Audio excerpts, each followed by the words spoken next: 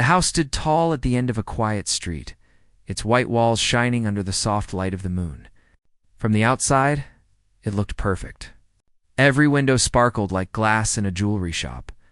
The garden smelled like fresh roses, and the trees outside danced gently with the night wind. Anyone passing by would think it was a place where nothing bad could ever happen. But inside that house, on that particular night, something very different was unfolding. It was just after 8 in the evening. The house was silent, except for the soft sound of the old clock in the hallway. Each tick-tock seemed louder than usual, almost as if the house itself knew something was about to change. Upstairs, in a warm, cozy room decorated with toys and soft blankets, a little girl sat on the floor with her younger brother. She had long brown hair tied in a small ponytail and wore pink pajamas with little stars on them. Her brother, still small enough to hold his favorite toy wherever he went, leaned against her shoulder. The two children had spent the whole day playing, drawing pictures and building tiny houses with blocks. Their laughter usually filled the house, but tonight the air felt heavy. The girl could sense something strange. She didn't understand it fully. She was too young for that. But children often feel things before they're explained. She kept looking toward the door as if expecting someone to appear. Downstairs, the big chandelier gave off a soft golden light. Everything in the living room was perfectly in place. The leather sofa, the crystal vases, the framed family pictures on the wall. In those pictures, the family looked happy, smiling at the camera, hugging each other, standing together at parties and vacations. But sometimes photographs can hide the truths that words don't say.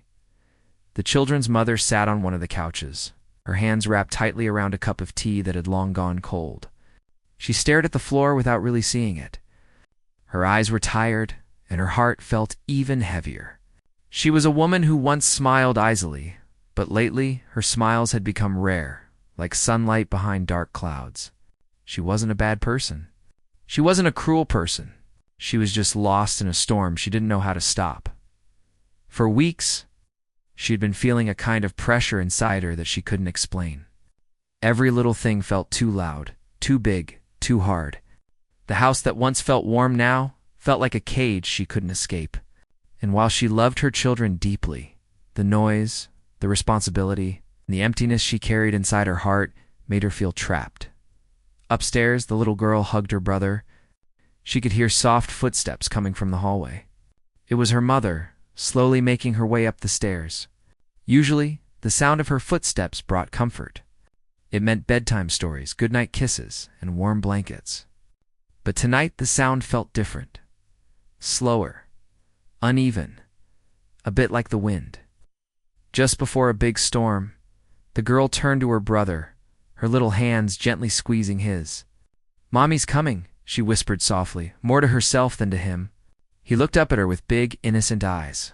He didn't understand why her voice sounded so unsure. He didn't understand why her hands were shaking just a little. The door opened slowly with a small creak. Their mother stepped inside. Her hair was loose and slightly messy, and her eyes looked far away, as if she was seeing something only she could see. The girl wanted to run into her arms like she always did, but something held her back. She stayed where she was, sitting on the floor, holding her brother tight. Their mother's eyes moved around the room from the toys on the floor, to the drawings on the wall, to the two little faces looking up at her.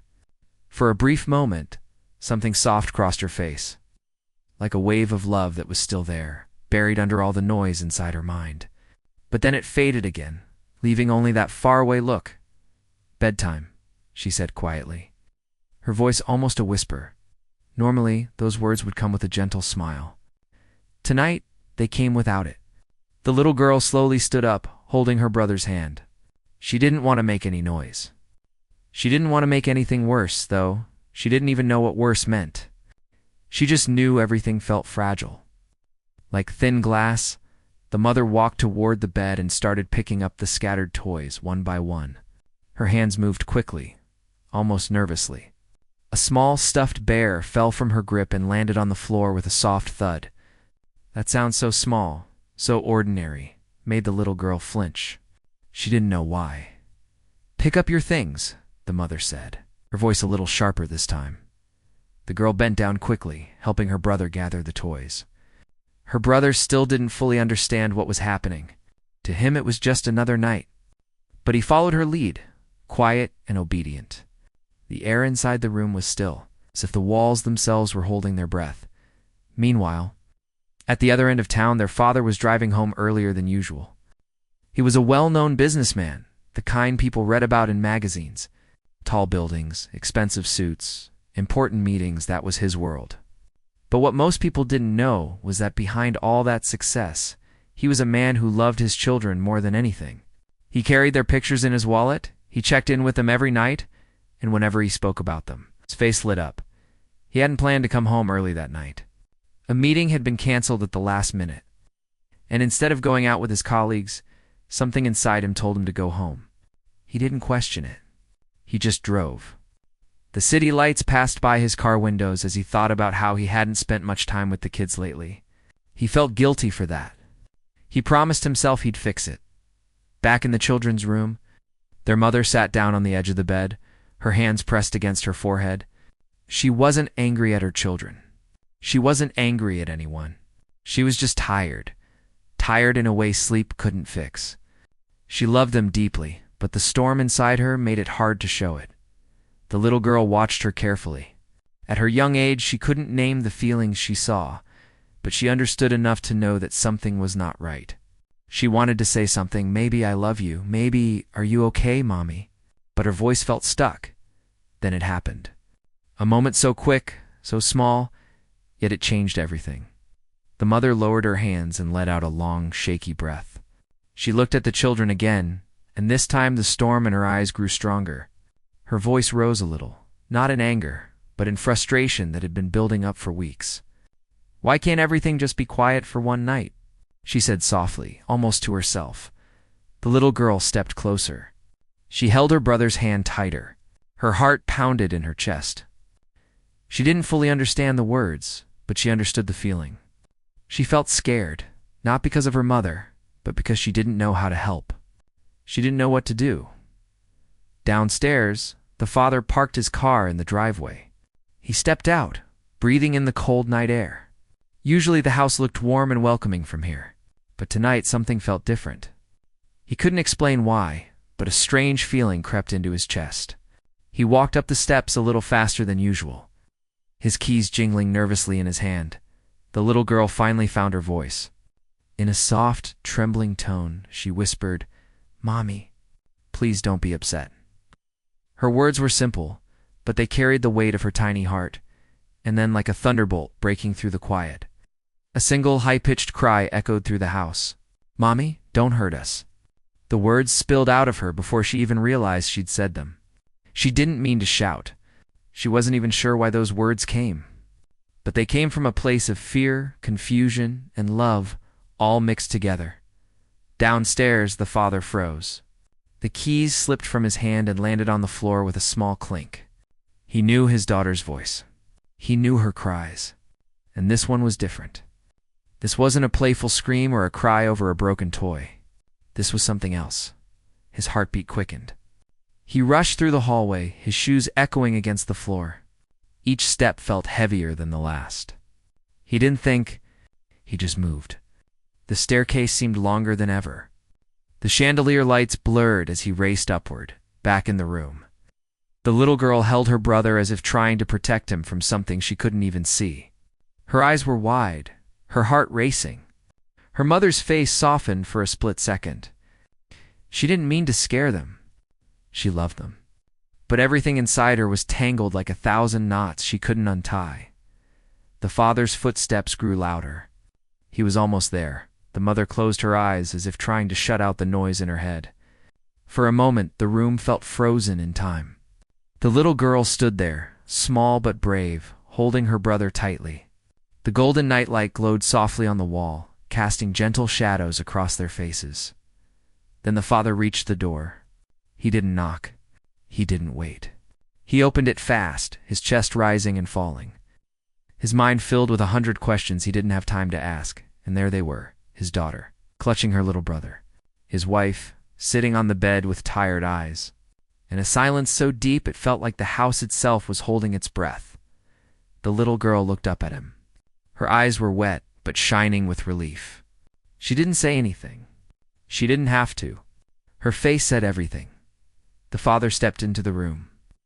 And in that single moment, the perfect image the world saw of their family cracked quietly. Not with noise, not with chaos. Just with the truth that things were not as perfect as they seemed, but that mom. The father stood at the door, his chest rising and falling as if he had just run a marathon. His heart was racing, but his mind was clear in a way it hadn't been in a long time. The sight before him was not something he had ever imagined. He had built a life where everything looked perfect. Beautiful house, beautiful family, and the kind of success people admired from far away. But what he saw in that quiet room was real, raw, and honest. And it was that honesty that would change everything. His daughter clung to her little brother, her tiny hands wrapped tightly together. Her eyes met his, wide, shining, and filled with a mixture of fear and hope. She didn't say anything, but she didn't have to. One look was enough. It was the kind of look that spoke louder than 100 words. It was a plea to make things safe again. The mother sat on the bed, her eyes glistening with unshed tears. She wasn't angry. She wasn't cruel. She was lost, like someone trying to find her way out of a maze with no map. For so long she had carried her feelings alone, covering them with smiles for the world to see. But masks, no matter how perfect, always crack when pain becomes too heavy. The father slowly stepped inside, closing the door behind him with a soft click. The room felt smaller now, but warmer too, as if his presence had brought a quiet strength with it. He walked gently toward his children, careful not to make any sudden moves. The little girl's breath caught in her throat.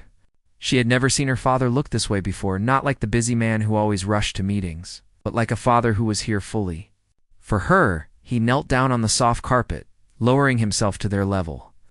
His suit jacket wrinkled, his tie hung loose, but none of that mattered anymore. What mattered were the two small faces staring back at him. He stretched out his arms without saying a word. The little girl hesitated for only a second, then ran into his embrace. Pulling her brother with her, he wrapped them both in his arms, holding them tight but gentle, as if they were the most precious thing in the world, because to him they were. He felt their tiny hearts beating fast against his chest, their breaths shaky, their fingers gripping his shirt, as if they didn't want to let go. And in that quiet moment, the world outside didn't exist. No business meetings, no deadlines, no public image. Just love. The mother watched them from the bed. Her heart ached, not from anger, but from a deep sadness that had been hidden for too long. She loved her children. She loved her husband too. But somewhere along the way, she had gotten lost inside her own mind. She had tried to be strong, to smile, to act like everything was fine. But pretending to be fine doesn't make the pain go away. The father slowly looked up at her. Their eyes met, and in that gaze there were no loud words, no blame, no arguments. Just quiet understanding. He didn't see her as a villain. He saw the woman he had married, the woman who once laughed with him under starlit skies, used to sing softly to their daughter before bedtime. He saw a woman who was tired, struggling, but still loved deeply. "Everything's going to be okay," he whispered softly, mostly to his children but also to her. His voice was calm and steady, like a warm blanket on a cold night. The little girl looked up at him, her lips trembling. "Promise?" she asked in the smallest voice. He nodded slowly. Promise. The promise wasn't just about words. It was about everything that would come next. It was about being there, truly there. It was about listening. It was about healing what had been ignored for too long. He gently guided the children to sit on the bed, close to their mother. The room still carried a heavy silence, but it wasn't the same silence as before. This one was softer. This one was the silence just before a storm passes and sunlight starts to break through the clouds. The mother's hands trembled slightly as she reached out. The little boy was the first to lean toward her, his tiny arms wrapping around her waist. His love was pure, untouched by the worries of adults. The little girl followed slowly, her steps unsure but brave. Their mother held them close, closing her eyes as the warmth of their little bodies filled the cold corners of her heart. She whispered their names softly, almost like an apology, but also like a promise of her own. The father stood beside them, his presence strong and quiet. In that moment, they weren't just a family with a problem. They were a family facing the truth together. And that is where real change begins, not in perfection, but in honesty. Later that night, after the children had fallen asleep, the father and mother sat on the edge of their bed. The house was quiet except for the sound of the night breeze brushing against the windows. For years, they had avoided real conversations. They had built their lives on schedules, appearances, and routines. But tonight, none of that mattered anymore. She stared at her hands, feeling ashamed of how lost she had become. "I don't even recognize myself anymore," she said softly, her voice barely above a whisper. He reached out and gently took her hand. "Then let's find you again," he said simply. There was no blame in his voice, no judgment, just love. Just the quiet strength of someone who had finally opened his eyes. Tears rolled down her cheeks. Not from fear this time, but from relief.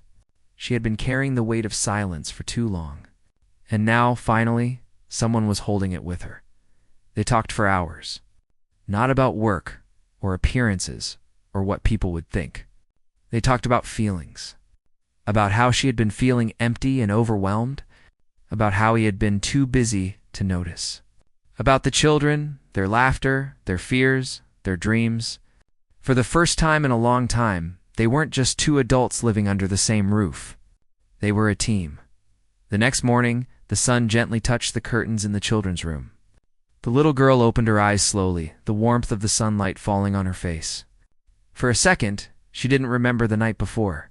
But then she turned and saw her father sitting on the edge of her bed, watching her with a gentle smile. He was still in the same house, but something about him felt different, warmer, softer, more present. He brushed a strand of hair from her face. "Good morning, sweetheart," he said softly. "Good morning." "Daddy," she replied, her voice sleepy but calm. Her little brother was still asleep, holding onto his toy like a tiny explorer holding a treasure. The little girl stretched her arms and climbed into her father's lap, wrapping her arms around him. He hugged her close and kissed the top of her head. "Everything's going to be okay," he whispered again. And this time, she believed him. Downstairs, their mother stood in the kitchen, pouring juice into 2 small cups. Her hands still trembled a little, but there was something new in her heart, a quiet determination. She had decided deep inside that she wouldn't let the storm inside her keep growing. She wanted to heal. Not just for herself, but for the 2 little hearts who looked up to her with trust, and for the man who still stood by her side. When the children came down, she greeted them with a soft smile. It wasn't a forced smile like before.